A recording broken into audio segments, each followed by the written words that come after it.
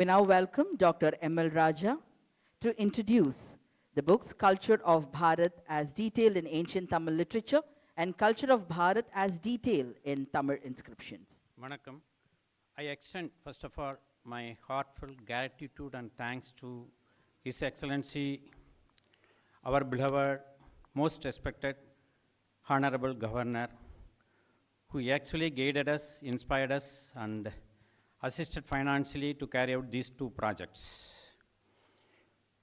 அடுத்ததாக இந்த விழாவிற்கு வந்திருக்கக்கூடிய ஆன்மீக பெரியோர்கள், துறவிகள் ஆகிய அனைவருக்கும் என்னுடைய சிரம் தாழ்ந்த வணக்கத்தையும், துணைவேந்தர்கள், பேராசிரியர்கள், சான்றோர்கள், பெரியோர்கள், அன்னையர்கள், சகோதர சகோதரிகள், எனதருமை மாணவ மாணவிகள் ஆகிய அனைவருக்கும் எனது பணிவான வணக்கத்தை தெரிவித்துக் கொள்கிறேன்.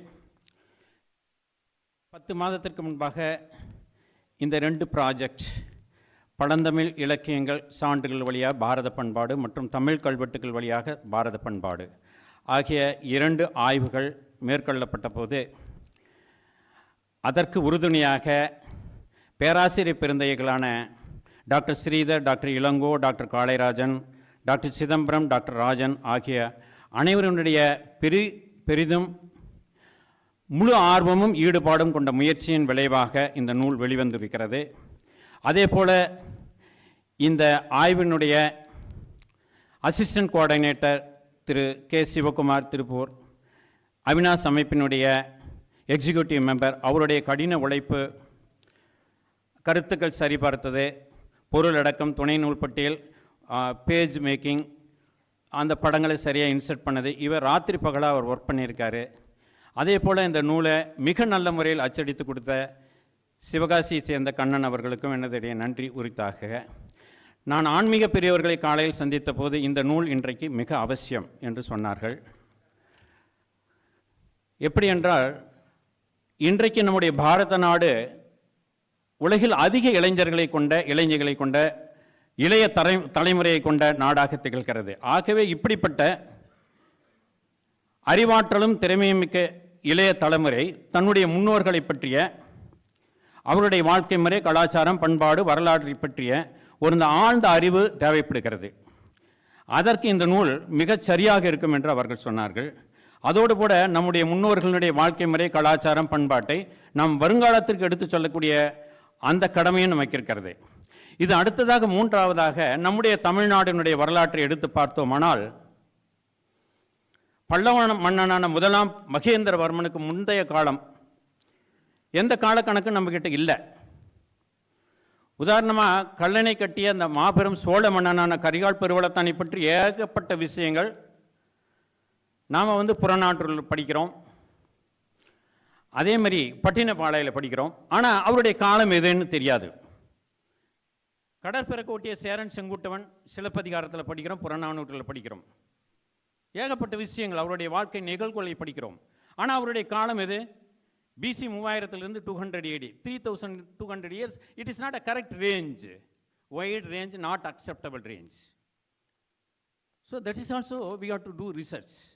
இந்த மாதிரியே தலையாளங்கானத்தை சேர்வன்றிய பாண்டியன் நெடுஞ்செழியன், நெடுநல் வாடையில் நக்கீரன் அவருடைய வாழ்க்கை நிகழ்வுகளை முழுவதுமாக விளக்கி இருக்கிறார். ஆனால் அவருடைய காலம் எது என்று தெரியாது. ஆகவே 1400 ஆண்டுகளுக்கு முந்தைய தமிழ்நாட்டினுடைய வரலாறு, அந்த காலக்கணக்கீடு நம்மளுக்கு தெரியாது. It is not due to lack of evidence, but it is due to lack of efforts. நான் மருத்துவ மாணவனாக இருக்கும்போது most respected my honourable professors use to tell one word: what the brain doesn't know, the eyes will not see. So we need knowledge, we need vision, we need efforts, sincere, dedicated, hard work to find out the evidence. Nowadays everything should be evidence based. Without evidence and logic, the young generation will omit it. So we need evidence, but there are a lot of evidence for that. I just say one example. Colonel McKinsey 1773 பாரதம் வருகிறார். British இந்திய படையில் கர்னலாக இருக்கிறார்.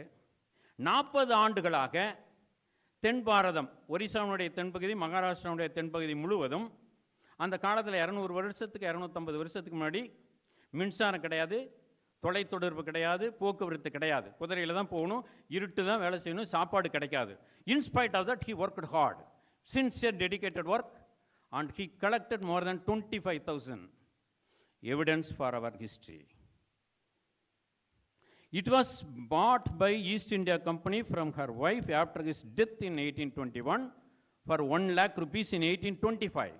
What will be the cost of 1 lakh today? You can understand, you can calculate. That much trustworthy treasurer was not researched so far. Like Colonel Mackenzie, we should have a dedicated, sincere, hard work to find out the truth. ஒரு உதாரணம் சொல்கிறேன். மன்னன் கரிகால் பருவத்தான் காலம் எதுன்னு தெரியாது, ஆனால் Mackenzie கலெக்ஷனில் இருக்கு. மெட்ராஸ் ஓரியண்டல் லைப்ரரியில் there is a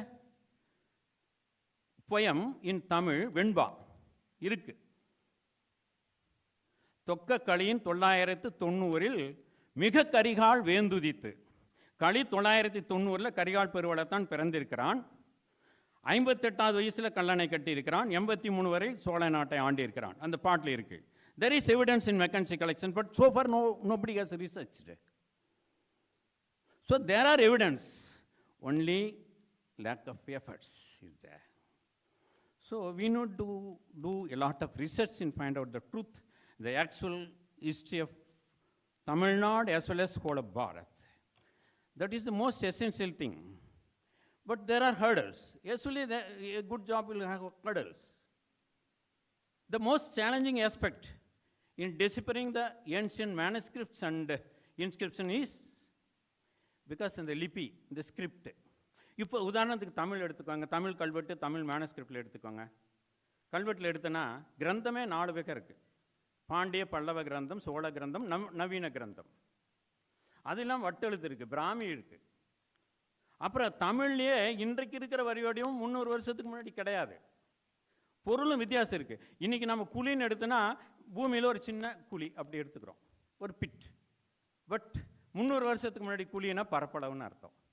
ஸோ பொருள், அதே சொல்லுக்கு பொருள் மாறிக்கொண்டே இருக்கிறது. ஈவன் சமஸ்கிருதம் எடுத்தீங்கன்னா பிராமி எழுத்தில் இருக்குது, தேவநாகரியில் இருக்குது, நாகரியில் இருக்குது, கௌடிய எழுத்து முறையில் இருக்குது, மைத்திலியில் இருக்குது, சாரதா லிபியில் இருக்குது.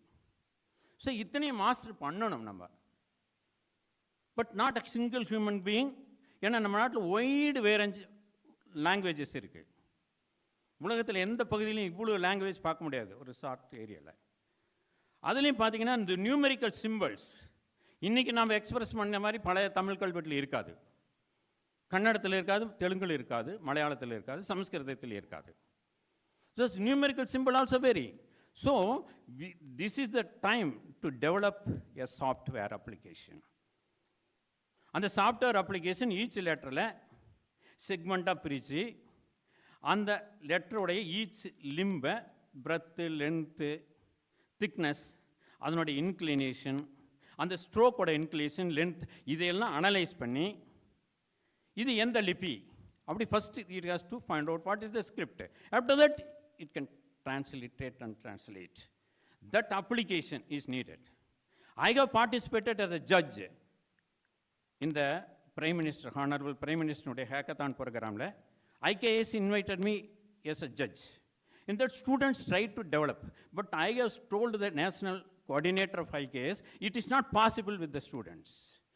We have to have a MOE with software professionals. We can develop within 1 or 2 years. If we develop, we will break through. It's a great breakthrough and turning point in deciphering all the inscriptions and manuscripts. That is the need of the day. And second thing is, we have to go in step. இன்னைக்கு world எப்படி இருக்கு? யார்கிட்ட data இருக்கோ they are ruling the earth. Data based. That is the power of this present day. Data is the power of the present day. So more than 5 lakhs manuscripts இருக்கு. 1.5 lakhs, more than 2 lakhs inscriptions இருக்கு. இதை பற்றி ஒரு meta data நம்மகிட்ட இருக்கா? இல்லை. We have to do it.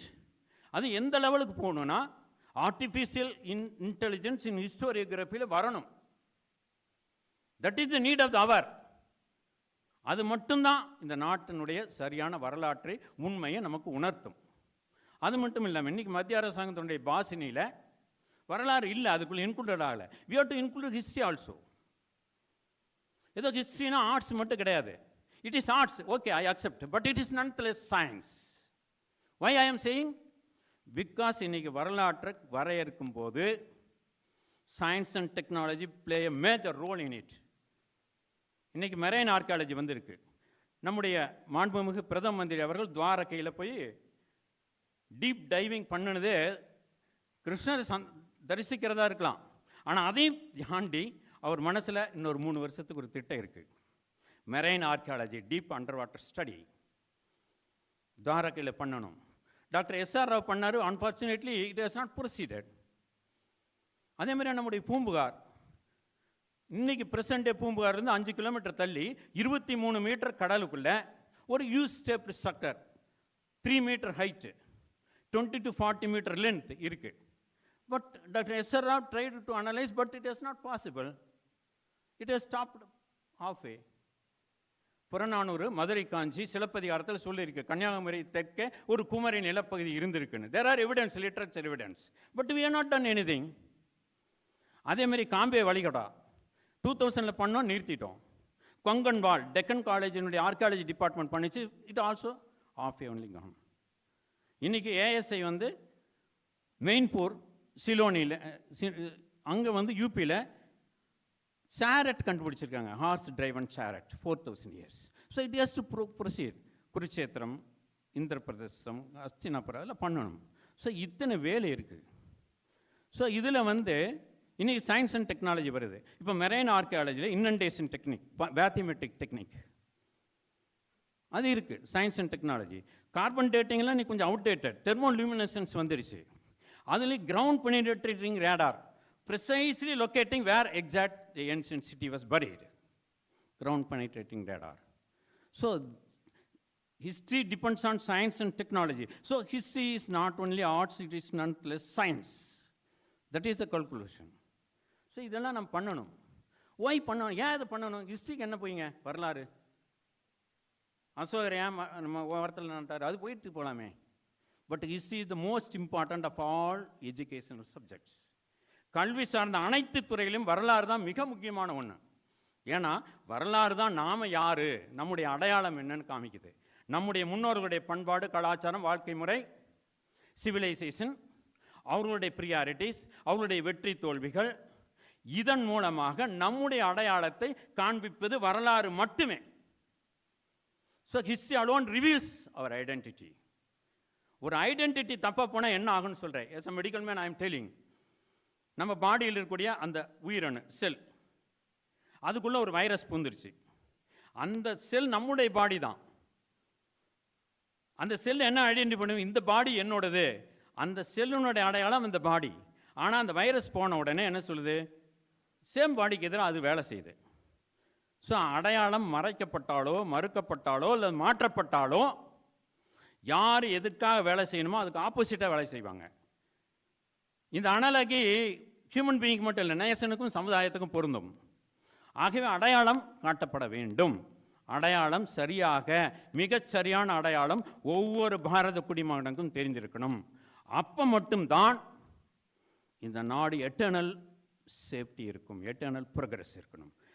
சாஸ்வதமான அந்த பாதுகாப்பும் சாஸ்வதமான வளர்ச்சியும் இருக்கும். So history is that much important. So அந்த ஹிஸ்ட்ரி அதுதான் அவினாஷனுடைய national vision and mission.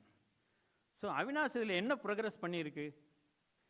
Already இந்த ரிசோர்ஸ் புக்ஸு, இந்த ஹிஸ்ட்ரி பற்றி ரிசர்ச் பண்ணக்கூடிய அந்த டெக்ஸ்ட், மேனுஸ்கிரிப்ட்ஸ், இன்ஸ்கிரிப்ஷன்ஸோட copies we have collected more than 70 to 75%. We are having.